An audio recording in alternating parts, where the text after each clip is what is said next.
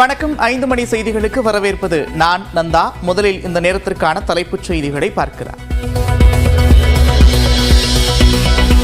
தமிழ்நாடு அரசின் மக்களை தேடி மருத்துவம் திட்டத்திற்கு விருது வழங்கிய ஐக்கிய நாடுகள் சபை உலக அங்கீகாரம் கிடைத்திருப்பதாக முதலமைச்சர் மு.க.ஸ்டாலின் பெருமிதம்.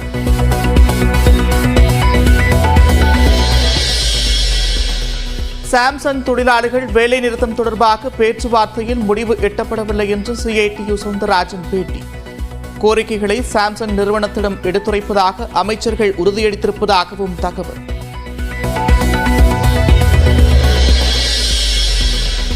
கொல்கத்தா அரசு மருத்துவமனையில் பாலியல் வன்கொடுமை செய்யப்பட்டு பெண் மருத்துவர் கொல்லப்பட்ட விவகாரம். கைதான சஞ்சய் ராய்க்கு மட்டுமே வழக்கில் தொடர்பு என்று CBI தாக்கல் செய்த குற்றப்பத்திரிகையில் தகவல்.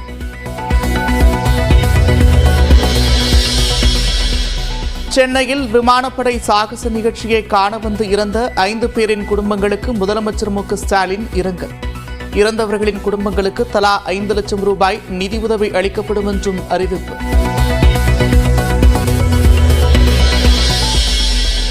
விமானப்படை சாகசத்தை காண எதிர்பார்த்த எண்ணிக்கையை விட மிக அதிக அளவில் மக்கள் வந்திருந்ததாக முதலமைச்சர் மு.க.ஸ்டாலின் விளக்கம். அடுத்த முறை பெரிய நிகழ்வுகளை ஏற்பாடு செய்யும் போது கூடுதல் கவனம் மற்றும் ஏற்பாடு செய்யப்படும் என்றும் உறுதி.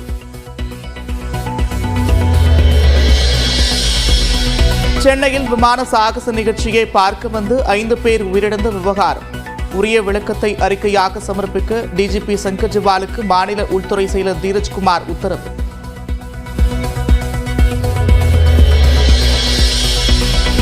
விமான சாகச நிகழ்ச்சியில் ஏற்பாட்டில் குறைபாடுகள் ஏதும் இருந்ததா என்பதை விசாரிக்க திருமாவளவன் கோரிக்கை. வெயிலின் கொடுமையால் ஏற்படும் பாதிப்புகளை தடுக்க இன்னும் தீவிரமாக நடவடிக்கை எடுக்கப்பட்டிருக்க வேண்டும் என்றும் கருத்து. 5 பேர் மரணத்தை அரசியலாக்கக்கூடாது என்று அமைச்சர் மா. சுப்பிரமணியனுக்கு எடப்பாடி பழனிசாமி கண்டனம். அரசின் கவனக்குறைவால் உயிரிழப்பு ஏற்பட்டிருப்பதாகவும் குற்றச்சாட்டு.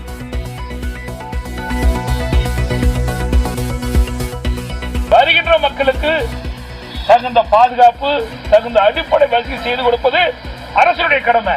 அதை செய்ய தவறிய காரணத்தினால்தான் இன்றைக்கு பல பேர் இறந்திருக்கின்றார்கள். பல பேர் மருத்துவமனையில் சேர்ந்து சிகிச்சை பெற்று வருகிறார்கள். எவ்வளவு பேர் அந்த சாகச நிகழ்ச்சியை காண வருவார்கள் என்று தகவலை பெற்று அதற்கு தேவையான ஏற்பாடு செய்வது அரசுடைய கடமை. அதை செய்ய தவறியது அரசு. மெரினா விமான சாகச நிகழ்ச்சியின் போது உயிரிழந்தோரின் குடும்பங்களுக்கு விஜய் இரங்கல். மக்கள் கூடும் இடங்களில் வருங்காலங்களில் அடிப்படை மற்றும் பாதுகாப்பு வசதிகளில் கவனம் செலுத்தவும் அரசுக்கு வலியுறுத்தல். சென்னையில் விமான சாகசத்தின் போது வெயில் காரணமாகவே 5 பேர் இறந்ததாக அமைச்சர் மா. சுப்பிரமணியன் விளக்கம். அரசியல் செய்ய வேண்டாம் என்று எதிர்க்கட்சிகளுக்கு வேண்டுகோள். இதுல இந்த இறப்பு உண்மையிலேயே வருத்தத்திற்குரிய ஒன்றுதான். இது யாரும் எதிர்பார்த்து நடக்கிறது இல்லை. இதுக்கு எல்லாருமே அனுதாபம் தெரிவிக்கிறோம், எல்லாருமே வருத்தம் தெரிவிக்கிறோம். இதுல யாரும் அரசியல் மட்டும் பண்ணக்கூடாது. இது அரசியல் பண்ணணும்னு நினைச்சாங்கன்னா ஃபெயிலியர் ஆயிடுவாங்க, யார் நினைச்சாலுமே. சென்னையில் விமான சாகசத்தை பார்த்த பிறகு இருசக்கர வாகனத்தை எடுக்க சென்ற கணவர் மயங்கி விழுந்து உயிரிழப்பு. கணவர் மயங்கி விழுந்தது தெரியாமல் 1 மணி நேரம் காத்திருந்த மனைவி.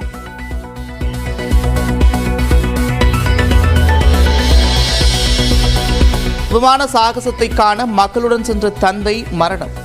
நீர்ச்சத்து குறைபாட்டால் மயங்கி விழுந்து இறந்ததாக அரசு மருத்துவமனை ஊழியர்.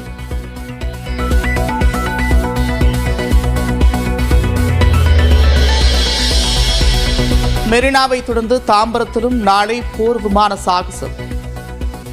அழைப்பு விடுக்கப்பட்டவர்கள் மட்டுமே பங்கேற்க வேண்டும் என்று விமானப்படை வேண்டுகோள்.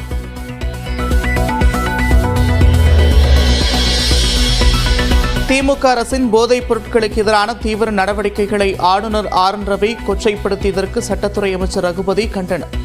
அதிமுக முன்னாள் அமைச்சர்கள் மீதான போதைப்பொருள் வழக்கிற்கு அனுமதி தராமல் இழுத்தடித்தவர் ஆளுநர் என்றும் விமர்சனம்.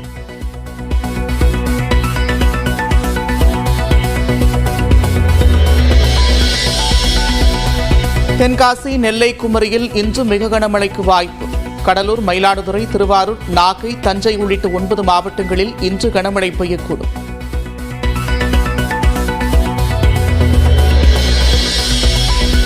கடலூர், காஞ்சிபுரத்தில் 1 மணி நேரத்திற்கு மேலாக பெய்த கனமழை.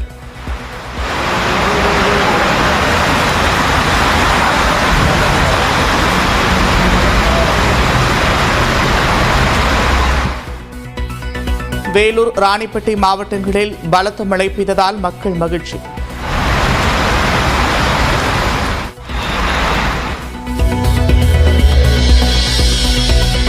சத்தீஸ்கரில் 9 மாதங்களில் 194 நக்சலைட்டுகள் கொல்லப்பட்டிருப்பதாக உள்துறை அமைச்சர் அமித்ஷா தகவல். ஆயுதம் ஏந்தியுள்ள இளைஞர்கள் பொது நீரோட்டத்தில் இணைய வேண்டும் என்றும் வலியுறுத்தல்.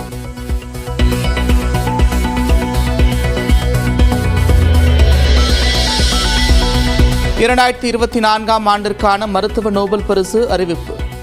மைக்ரோ RNO கண்டுபிடித்த விக்டர் ஆம்ப்ரோஸ் மற்றும் கேரி குக்கனுக்கு பகிர்ந்தளிப்பு.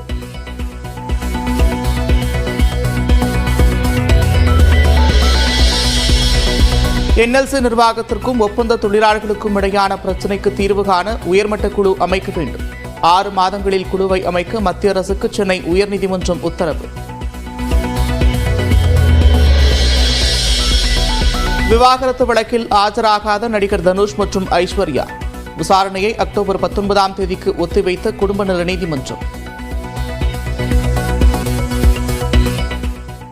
சாம்சங் தொழிலாளர்களின் வேலைநிறுத்தம் தொடர்பாக சென்னை தலைமைச் செயலகத்தில் தொழிற்சங்க பிரதிநிதிகளுடன் நடைபெற்ற பேச்சுவார்த்தையில் முடிவு எட்டப்படவில்லை என்று CITU மாநில தலைவர் சவுந்தரராஜன் தெரிவித்திருக்கிறார். தொழிற்சங்க அங்கீகாரம், ஊதிய உயர்வு, போனஸ் உள்ளிட்ட 8 அம்ச கோரிக்கைகளை முன்வைத்து சாம்சங் தொழிலாளர்கள் 4வது வாரமாக தொடர் வேலைநிறுத்த போராட்டத்தில் ஈடுபட்டிருக்கின்றனர்.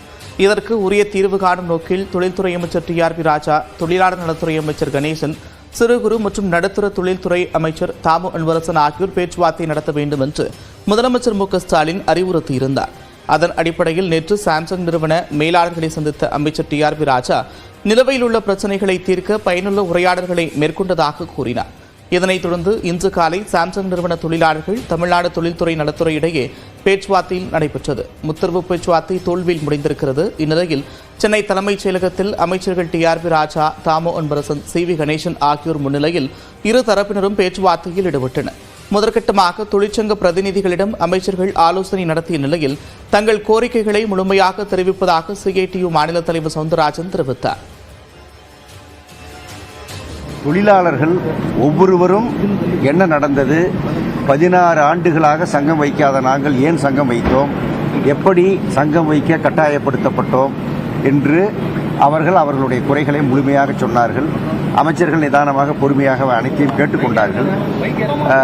இந்த பிரச்சனையை ஒரு தீர்வுக்கு கொண்டு வர வேண்டும், விரைவில் கொண்டு வர வேண்டும் என்று கேட்டார்கள். நிச்சயமாக கொண்டு வரலாம், எங்களுக்கும் அதுதான் விருப்பம். ஆனால் சட்டப்படி சங்கம் என்ற பிரச்சனை, அதே மாதிரி சட்டத்தில் இருக்கிறதுக்கு மேல் எதையும் நாங்கள் கேட்கவில்லை. அது குறித்து நீங்கள் நிர்வாகத்தோடு பேசி உங்கள் பதிலை சொல்லுங்கள், அதற்கு பிறகு என்னவென்று பார்க்கலாம் என்று நாங்கள் சொல்லியிருக்கிறோம். நிர்வாகத்தோடு பேசுவதாக சொல்லியிருக்கிறார்கள். நிர்வாகத்தோடு பேசிய பிறகு அவர்கள் கருத்தையும் கேட்டு பிறகு எங்களிடம் அவருடைய கருத்தை சொல்லுவார்கள். அதற்கு பிறகு என்னவென்று பார்க்க வேண்டும். அதுதான் இன்றைக்கு நடந்தது. இந்நிலையில் ஆலை நிர்வாகத்துடன் அமைச்சர்கள் ஆலோசனையில் ஈடுபட்டு வருகின்றனர். நடப்பாண்டு மருத்துவத்திற்கான நோபல் பரிசு அமெரிக்காவைச் சேர்ந்த விக்டர் ஆம்ப்ரோஸ் மற்றும் கேரி குக்கனுக்கு அளிக்கப்பட்டிருக்கிறது. ஆண்டுதோறும் மருத்துவம், இயற்பியல், வேதியியல், இலக்கியம், அமைதி மற்றும் பொருளாதாரம் ஆகிய 6 துறைகளில் மகத்தான பங்களிப்பை செய்தவர்களுக்கு நோபல் பரிசு வழங்கப்படுகிறது. அந்த வகையில் நடப்பாண்டு மருத்துவத்திற்கான நோபல் பரிசு அமெரிக்காவைச் சேர்ந்த விக்டர் ஆம்ப்ரோஸ் மற்றும் கேரி குக்கனிற்கு அறிவிக்கப்பட்டுள்ளது. பல்வேறு உயிரணுக்கள் குறித்தான ஆய்வில் ஆர்வம் கொண்ட ஆம்ப்ரோஸ் மற்றும் கேரி குக்கன் மரபணு ஒழுங்குபடுத்துவதில் முக்கிய பங்காற்றக்கூடிய மைக்ரோ RNAவை கண்டுபிடித்திருக்கின்றனர். ஒரு உயிரினம் உருவாவதற்கும் முறையாக செயல்படுவதற்கும் மைக்ரோ RNA மிகவும் முக்கியத்துவம் வாய்ந்தது என்று நோபல் குழு அறிவித்துள்ளது. நாளை பிற்பகலில் இயற்பியலுக்கான நோபல் பரிசு அறிவிக்கப்பட இருக்கும் நிலையில் விஞ்ஞானி ஆல்பர்ட் நோபல் அவர்களின் பிறந்த நாளான டிசம்பர் 10ஆம் தேதி 8,30,00,000 ரூபாய் நிதியுடன் நோபல் பரிசு வழங்கப்பட இருப்பது குறிப்பிடத்தக்கது.